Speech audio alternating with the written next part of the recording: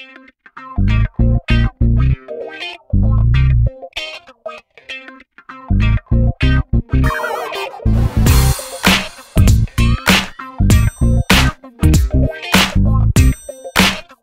bien, bonjour, l'objectif de cette vidéo est de vous présenter une technique d'intégration très célèbre qui est l'intégration par partie. Alors, cette vidéo est de niveau terminal général spécialité mathématiques, puisqu'effectivement, cette technique d'intégration, qui est l'intégration par partie, fait partie du programme de terminal, mais elle est aussi de niveau L1, puisqu'on va aller un petit peu plus loin en présentant certains termes techniques que l'on voit uniquement en L1, donc elle peut tout à fait satisfaire, cette vidéo, un élève de terminale qui est un peu curieux. Donc, on va voir le théorème suivant, soit U et V, donc deux fonctions de classe C1 sur un intervalle AB, alors l'intégrale de AB de U de x, V' de x dx est donc égale au produit U de x, V de x entre crochets pour A et B, moins l'intégrale de AB de U' de x fois V de x dx, avec donc cette notation de U de x, V de x entre crochets pour A et B qui est en fait égale à U de B fois V de B moins U de A fois V de A. Hein, cette notation entre crochets en fait est une notation condensée de l'expression suivante, hein, UB V de B moins UA V de A. Et pour rappel, on dit que f est de classe C1 sur un intervalle AB lorsque f' où f indice 1 existe, hein, c'est une autre notation ici, je rappelle, pour la dérivée première, donc lorsque f' existe et continue sur cet intervalle AB. Donc on dit qu'une fonction est de classe C1 sur un intervalle donné lorsque sa dérivée existe et qu'en plus cette dérivée est continue sur ce même intervalle. Alors on va voir maintenant la démonstration. Puisque les fonctions u et v sont dérivables sur AB, hein, puisque u et v sont de classe C1, la formule de dérivation d'un produit de deux fonctions donne, hein, cette formule, je rappelle, a été vue déjà en lycée, en première, quel que soit x qui appartient à l'intervalle AB, uv entre parenthèses prime de x est donc égal à u' de x fois v de x plus u de x fois v' de x. Les fonctions u'v et uv' sont par hypothèse continues sur AB, hein, d'après l'hypothèse que u et v sont des fonctions de classe C1, donc admettent des primitives sur AB, hein, ces fonctions u'v et uv' admettent des primitives sur AB, parce qu'elles sont continues sur ce même intervalle, et en intégrant l'égalité ci-dessus entre A et B, on obtient alors l'expression suivante, intégrale de AB de uv entre parenthèses prime de x dx, hein, cette intégrale qui est égale à uv de x entre crochets pour A et B, qui est égale à uvb moins uva, c'est-à-dire ub fois vb moins ua fois va, on peut donc la noter aussi entre crochets u de x fois v de x pour A et B. Donc cette intégrale-là, elle est égale à l'intégrale de AB de u de x v' de x plus l'intégrale de AB de u' de x v de x dx. C'est-à-dire que on a donc entre crochets u de x v de x pour A et B qui est égal à l'intégrale de AB de u de x v' de x plus l'intégrale de AB de u' de x v de x dx. Donc l'idée, c'est de faire passer cette intégrale dans le membre ici de gauche.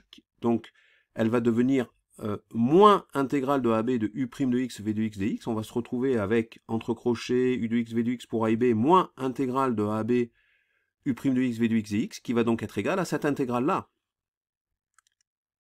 Hein, c'est-à-dire l'intégrale de AB de u de x v' de x dx, qui est donc égale au produit u de x v de x entre crochets pour A et B moins l'intégrale de AB de u' v de x dx. Donc voilà, on a démontré assez facilement donc, cette formule d'intégration par partie, à partir de la formule de la dérivée d'un produit de deux fonctions qui a été vue normalement en lycée. Et maintenant, on va arriver à la question, je dirais, la plus importante de cette vidéo. C'est-à-dire, mais pourquoi faire une intégration par partie? Je vous explique. Alors, cette formule s'applique lorsqu'on cherche à calculer l'intégrale d'un produit de deux fonctions. Je rappelle la formule d'intégration par partie. Intégrale de AB de U de x, V' de x dx, qui est donc égale à U de x, V de x entre crochets pour A et B, moins intégrale de AB de U' de x, V de x dx. Alors, ici, cette expression, normalement, elle est facile à calculer, puisqu'elle est égale à U de B fois V de B moins U de A fois V de A. Alors, U de x, on l'a directement. Normalement, le passage V' de x à V de x, c'est-à-dire l'expression de la primitive de V' de x, elle est facile à déterminer. Donc cette expression-là, normalement, est facile à calculer. Et deuxièmement, ici, donc cette intégrale est plus simple à calculer que la première. Donc l'objectif, malgré les apparences, est de rendre le calcul intégral possible, puisque a priori, lorsqu'on se retrouve ici avec cette intégrale de AB de U de x, V' de x dx, on arrive a priori, on n'arrive pas à déterminer cette intégrale. Et donc, on passe par cette formule d'intégration par partie pour se retrouver dans un premier temps avec une expression U de x, V de x entre A et B qui est facile à calculer, moins une intégrale de A à B de U' de x, V de x dx qui normalement doit être plus simple à calculer que la première. Donc l'objectif de cette technique d'intégration, évidemment, et de rendre le calcul plus simple, et donc finalement le calcul qui devienne réalisable. Donc on va voir maintenant quels sont les cas classiques où l'on applique cette méthode. J'ai répertorié 3 situations classiques, alors qui sont pour moi les plus représentatives. Il en existe d'autres, mais j'ai choisi pour moi les 3 plus représentatives. Alors premièrement, le produit d'une fonction polynôme et d'une fonction sinus ou cosinus, donc je vous ai réécrit ici la formule d'intégration par partie, et dans ce cas-là, il faut prendre comme fonction u la fonction polynôme, et donc pour la fonction v', il faut prendre la fonction sinus ou cosinus. Alors je vais vous donner un exemple. L'intégrale de 0 à pi sur 2 de x cosinus x dx, donc l'intégrale telle qu'elle, on ne peut pas la calculer, on pose u de x égale x, et v' de x égale cosinus x. D'où u' de x égale 1, la dérivée de x ça fait bien 1, et v de x égale sinus x. Si j'intègre cosinus x, j'obtiens sinus x. Et en appliquant la formule d'intégration par partie, j'ai donc l'intégrale de 0 à pi sur 2 x cosinus x dx, qui est égale à x sinus x entre crochets pour 0 pi sur 2, moins l'intégrale de 0 à pi sur 2 de 1 fois sinus x dx, c'est-à-dire ici, je répète, u' de x multiplié par v de x. On voit bien que ici, x sinus x entre crochets pour 0 pi sur 2, ça se calcule facilement. Et on voit aussi que l'intégrale sinus x dx entre 0 et pi sur 2, là aussi c'est une intégrale que je peux calculer facilement. Alors, l'intégrale de 0 à pi sur 2 de x cosinus x dx, qui est égale à x sinus x entre crochets pour 0 pi sur 2, plus l'intégrale de 0 à pi sur 2 de moins sinus x dx, alors j'ai fait rentrer le moins dans l'intégrale, comme ça c'est plus facile après à intégrer, puisque si j'intègre moins sinus x, j'obtiens cosinus x, et donc l'intégrale de 0 à pi sur 2 de x cosinus x dx est égale à x sinus x entre crochets pour 0 pi sur 2, plus cosinus x entre crochets pour 0 pi sur 2. En effectuant le calcul, donc j'obtiens entre crochets, je fais la somme des deux, c'est-à-dire j'obtiens x sinus x plus cosinus x entre crochets pour 0 pi sur 2, ce qui, au niveau du calcul, va me donner pi sur 2 sinus de pi sur 2 plus cos de pi sur 2, alors sinus de pi sur 2 ça fait 1, cos de pi sur 2 ça fait 0, moins, donc cette expression avec x qui vaut 0, c'est-à-dire 0 fois sinus 0 moins cos de 0, alors 0 fois sinus de 0 qui vaut 0, 0 fois 0 ça fait 0, moins cosinus de 0 qui vaut 1, ça me donne au final pi sur 2 fois 1 plus 0 moins 0 moins 1, c'est-à-dire pi sur 2 moins 1. En conclusion, l'intégrale de 0 à pi sur 2 de x cosinus x dx est donc égale à pi sur 2 moins 1, ce qui nous donne une valeur arrondie au centième de 0,57. On va voir maintenant un deuxième cas. Le produit d'une fonction polynôme et d'une fonction logarithme ou trigonométrique inverse ou hyperbolique inverse. Alors, je précise dans cette vidéo que les fonctions trigonométriques inverses et hyperboliques inverses ne sont vues qu'en L1. On ne voit pas ces fonctions-là au lycée. Au lycée, parmi ces 3 fonctions, la seule qui est vue, c'est la fonction logarithme. Alors, lorsque je suis dans cette situation-là, il faut prendre comme fonction u la fonction logarithme, ou alors la fonction trigonométrique inverse si elle est présente, ou alors la fonction hyperbolique inverse. On va voir maintenant un exemple.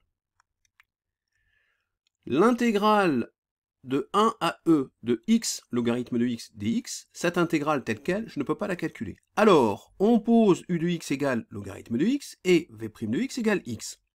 Si je dérive logarithme de x, j'obtiens 1 sur x. U' de x égale 1 sur x.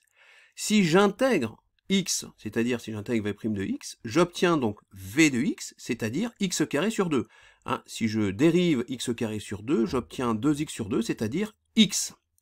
En appliquant la formule d'intégration par partie, cela va me donner donc l'intégrale de 1 à e de x logarithme de x dx est égale à logarithme de x multiplié par x carré sur 2 entre crochets pour 1 et e, moins l'intégrale de 1 à e de 1 sur x multiplié par x carré sur 2 dx. Alors, x carré sur 2 multiplié par 1 sur x, ça va se simplifier.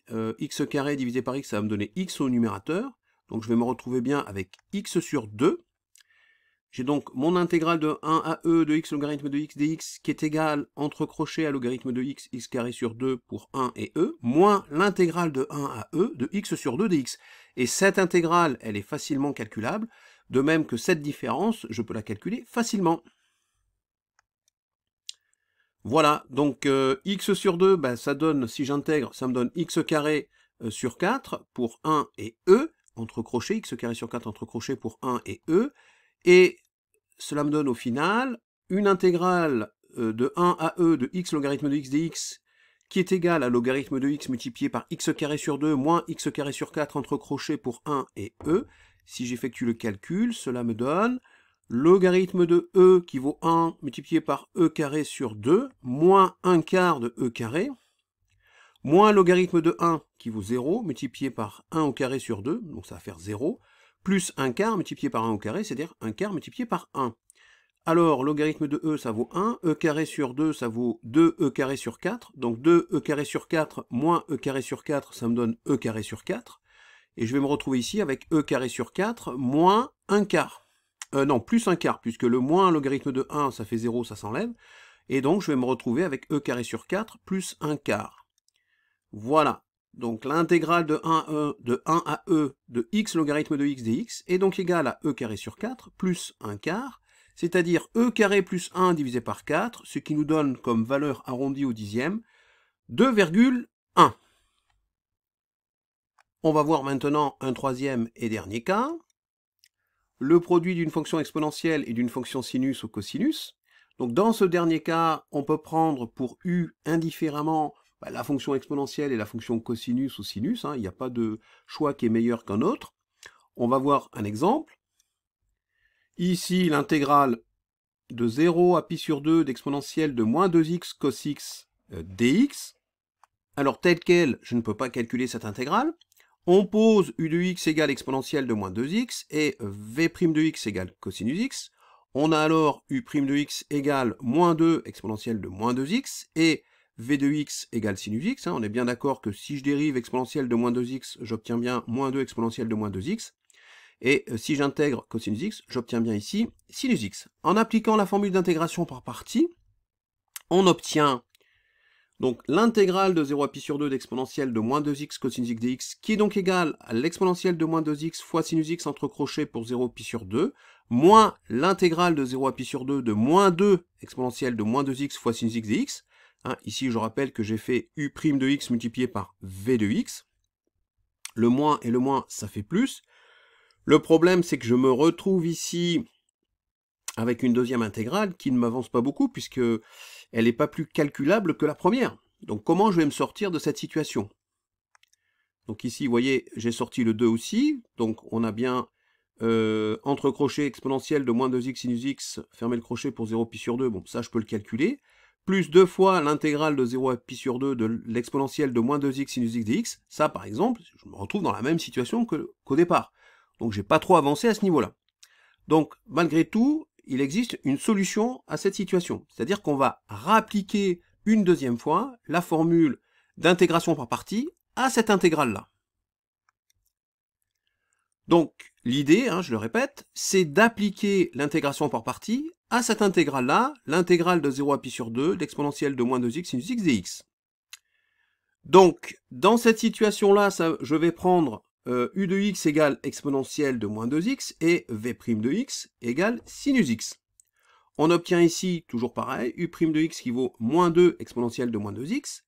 Et cette fois, si j'intègre sinus x, j'obtiens moins cosinus x, puisque je rappelle que si je dérive cosinus x, ça me fait moins sinus x. Donc, en dérivant une fonction pour avoir sinus x, il faut que je prenne ici moins cosinus x, comme ça va me faire moins sinus x, ça va me donner ici sinus x.